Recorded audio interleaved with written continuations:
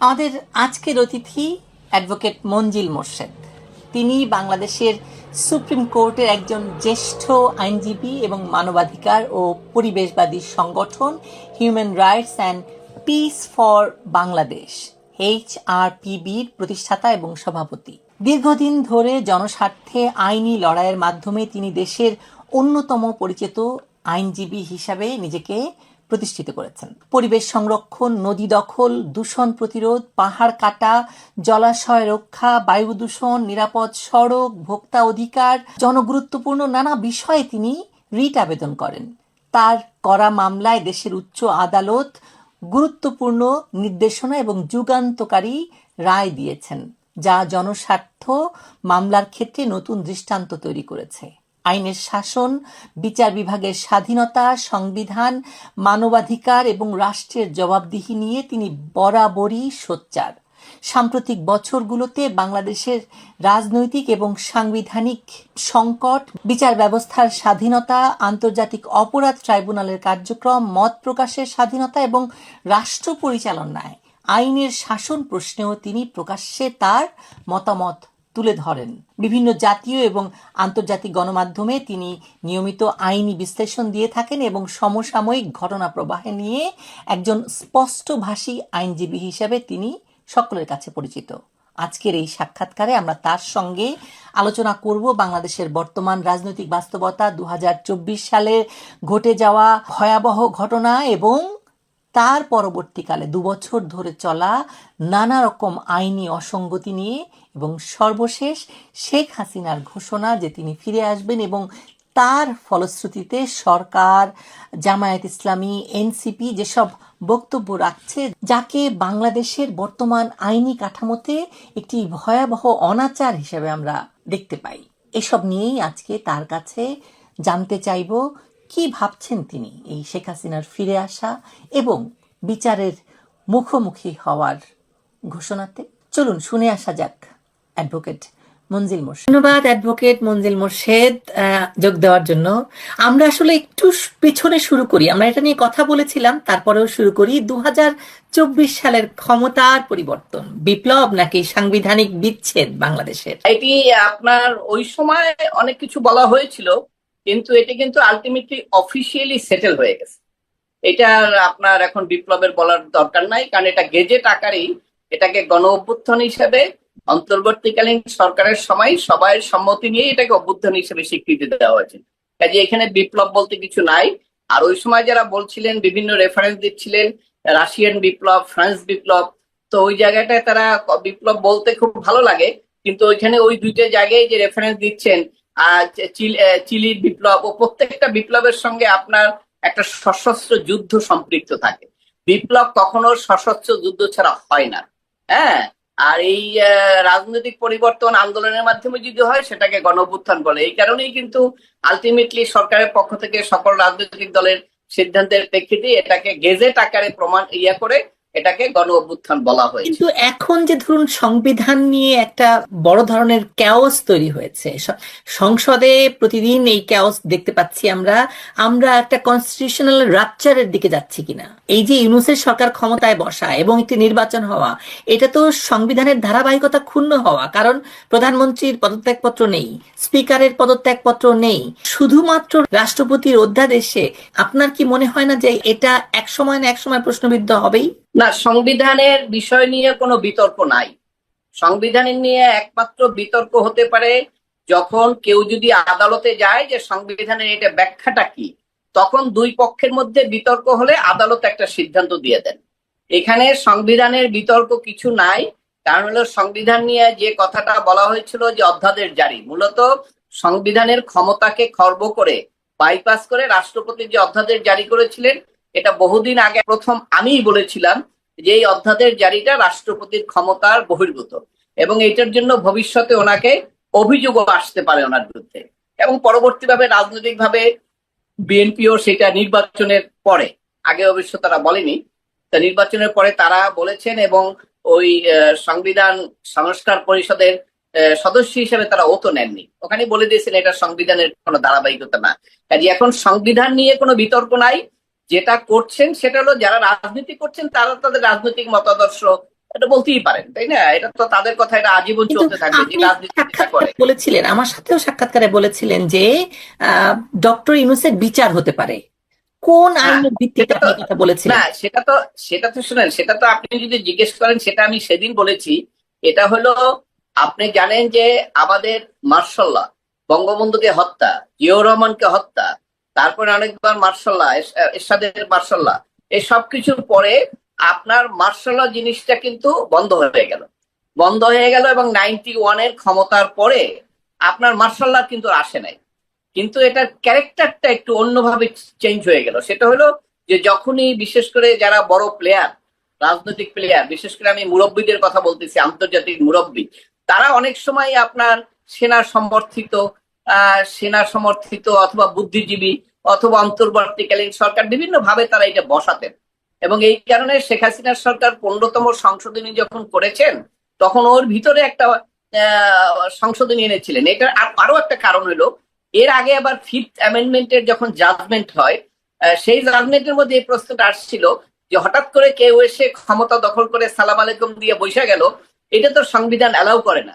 কিন্তু অ্যালাউ না করলেও তো আমাদের দেশে হয়ে গেছে, অনেকগুলো জিনিস হয়ে গেছে। ওইটা চ্যালেঞ্জ করার পরে কোর্ট ওইখানেই কিন্তু মতবাদ দিয়েছে যে এই ধরনের বিষয়টা সংবিধান পরিপন্থী। কিন্তু আমাদের সংবিধানে এটা শাস্তিযোগ্য অপরাধ হিসেবে ছিল না। 15তম সংশোধনী যখন করে শেখ হাসিনার দল, তখন এইটাকে আর্টিকেল 7 এর সঙ্গে এ যোগ করলো, আর্টিকেল 7A। এই 7A-তে এটা সংযুক্ত করা হলো যে সাংবিধানিক প্রক্রিয়া ছাড়া, অর্থাৎ নির্বাচনের মাধ্যমে তো ক্ষমতা পরিবর্তন হয়, সরকার পরিবর্তন হয়, এর বাইরে কেউ যদি সংবিধান লঙ্ঘন করে ক্ষমতা দখল করে, তাহলে এটা আপনার একটা অপরাধ হিসেবে বিবেচিত হবে। এবং এইটা এই কারণে আপনি দেখবেন যে এই সংশোধনীর পর থেকে কোন রকম কিন্তু ক্রাইসিস হয়েছে, কিন্তু ক্রাইসিস অনেক হয়েছে, কিন্তু কোন রকম কেউ আসেননি, সালাম আলাইকুম দিয়েও আসেন নাই বা অন্য কোনো পদ্ধতিতেও আসেননি। কারণ হলো তখন এই সুযোগটা ছিল না।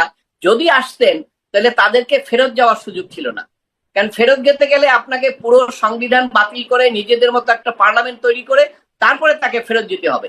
তো বাংলাদেশে তো দল আওয়ামী লীগ বিএনপি দুইটা মেজর দল, তারা যদি সেটা রাজি না থাকে তাহলে ওই রকম পার্লামেন্টও তো হবে না। এই জন্য আর ওইখানে কোনো আসার সুযোগ ছিল না। তাহলে কিন্তু ইউনূস এলেন কি আমি করে, আসছি গেলেন আমি কি করে? আসছি হঠাৎ করে যখন আপনার এই ইয়েটা বন্ধ হয়ে গেল, এবং এরপরে আপনার এই যে 15তম সংশোধনীর এই বিধানটা, এইটা কিন্তু চ্যালেঞ্জ করলেন আবার আমাদের বদিউল আলম মজুমদার সাহেব। তো বদিউল আলম মজুমদার সাহেব কিন্তু এইটা সহ পুরো 15তম সংশোধনী উনি চ্যালেঞ্জ করলেন। তো সেইখানে আদালতে আপনার সরকার পক্ষ এইটা এই আর্টিকেল 7A 7B এবং কেয়ারটেকার 54 এগুলোর ব্যাপারে বাদী বিবাদী দুইজনই একমত, যার ফলে আদালত ওইখানে রায় দিয়ে 7 এটাকে বাতিল করে দিলেন। যেদিন বাতিল করলেন সেদিনের পরে এরপরে সংবিধান পরিপন্থী ভাবে যদি কেউ আসে, ডিপ স্টেট যদি এখন মনে করে যে কালকে একটা সরকার গঠন করবে তারেক জিয়াকে বাদ দিয়া, এটার সুযোগ তাদেরকে আছে, কেন ওইটা অপরাধ হবে না, কেন ওই 7A তো আর নাই এখন। এখন এই প্রশ্নটা আমার কাছে করা হয়েছিল, আমি ওই জন্যই উত্তর দিয়েছি যে ডক্টর ইউনূস যখন এসছে অবশ্যই সেখানে এটি একটা পরিবর্তন ছিল, এবং সেখানে গণ অভ্যুত্থান হিসেবে এটাকে বলা হচ্ছে, কারণ অনেক মানুষ সেখানে এই পরিবর্তন চেয়েছিল। কে কিভাবে চেয়েছিল সেটা ভিন্ন দৃষ্টি। কারণ আপনার 5ই আগস্টে আমার দৃষ্টিতে আমি যতটুকু অ্যানালাইসিস করেছি, মোর দ্যান 50%, মানে একটা মেজরিটি পিপুলই চেয়েছিল ক্ষমতার পরিবর্তন, যেহেতু গণতন্ত্র আইনের শাসন অনেক দুর্বলতা দেখা দিয়েছিল। কিন্তু ঠিক 15 দিনের মধ্যে বা 1 মাসের মধ্যে যখন দেখা গেল যে ওই প্রত্যাশাটা, মানুষ যে প্রত্যাশার কারণে পরিবর্তন চেয়েছিল, সেটা ছিনতাই হয়ে গেছে।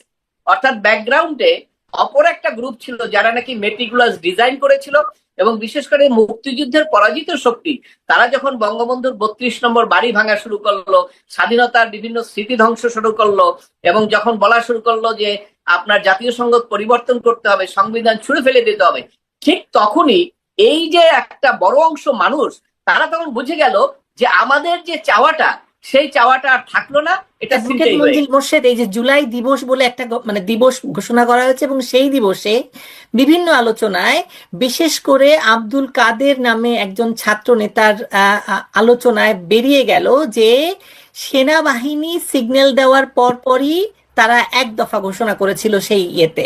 তাহলে এটা আপনি গণ অভ্যুত্থান কি করে বলবেন? এক নাম্বার কথা, কারণ সেনাবাহিনী তাদেরকে সিগন্যাল দিয়েছিল এবং সেনাবাহিনী বলেছিল তারা সরকারের নির্দেশ মানবে না, তারা এই যে জনগণ যাদেরকে আমরা বলছি তাদের কথা মানবে।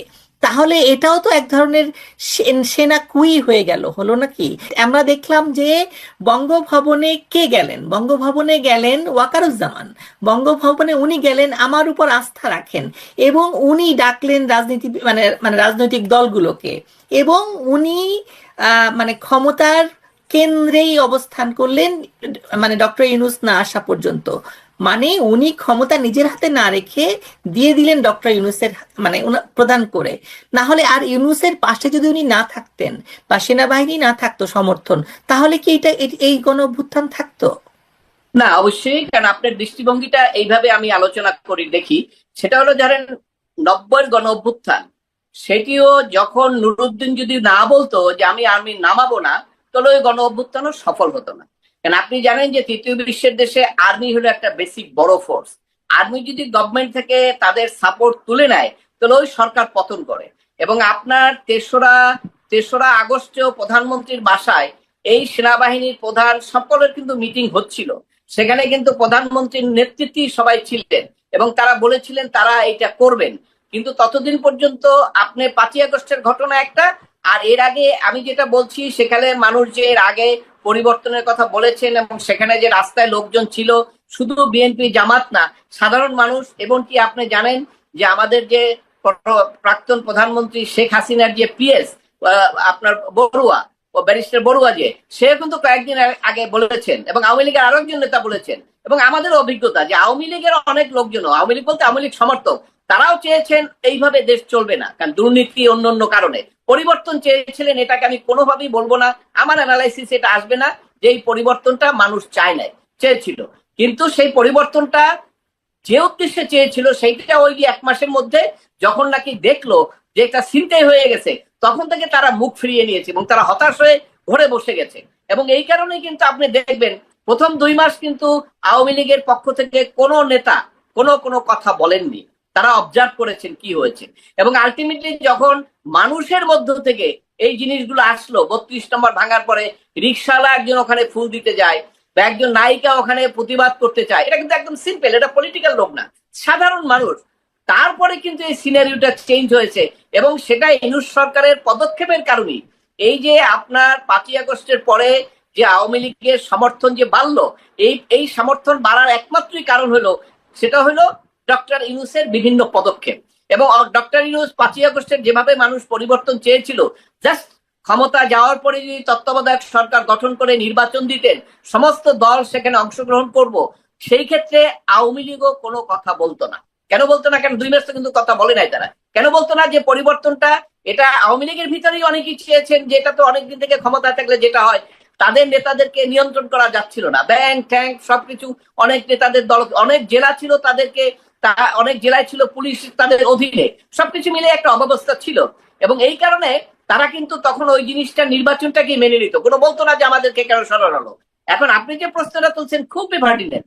3 তারিখে যখন সেনাপ্রধান তার আর্মিদের সঙ্গে কথা বললেন, এবং আমি ব্যক্তিগতভাবে 3 তারিখ রাত্রে আমি ক্যান্টনমেন্টে গিয়েছিলাম। আমি গিয়েছিলাম এই কারণে যে আমি যে ওখানে যে অফিসারদের সঙ্গে কথা হলো তাদের ভিউজটা জানার জন্য। তা আমি গেলাম, যাওয়ার পরে ওখানে যে আমার পরিচিত অফিসার তার বাসায় গেলাম, শুনলাম যে আপনাদের কি আলোচনা হয়েছে। সেখানে বললাম যে ফিল্ড লেভেল থেকে সবাই বলেছে যে এই ধরনের বিশৃঙ্খলার মধ্যে সেনাবাহিনীর ব্যাপারে তারা মতামত দিয়েছে যে তারা এই জিনিসগুলো অগ্রসর হতে চায় না। এটা কিন্তু একটা সিম্পল, কিন্তু আমি কিন্তু আরো ব্যাকগ্রাউন্ডে এখন অনেক কিছু বেড়ে হয়ে গেছে, ওগুলোও কোনো বিষয় না। প্রথম বিষয় হলো যে Volker to ultimately he is close to doctor Yunus, এবং সেই কারণে সে জাতিসংঘের নাম ব্যবহার করে, আপনি জানেন যে জাতিসংঘের নাম ব্যবহার করে প্রধান সেনাপতিকে থ্রেট দেওয়া হয়েছে যে আপনি যদি যান তাহলে কিন্তু এই সেনাদেরকে আমি পাঠিয়ে দেবো।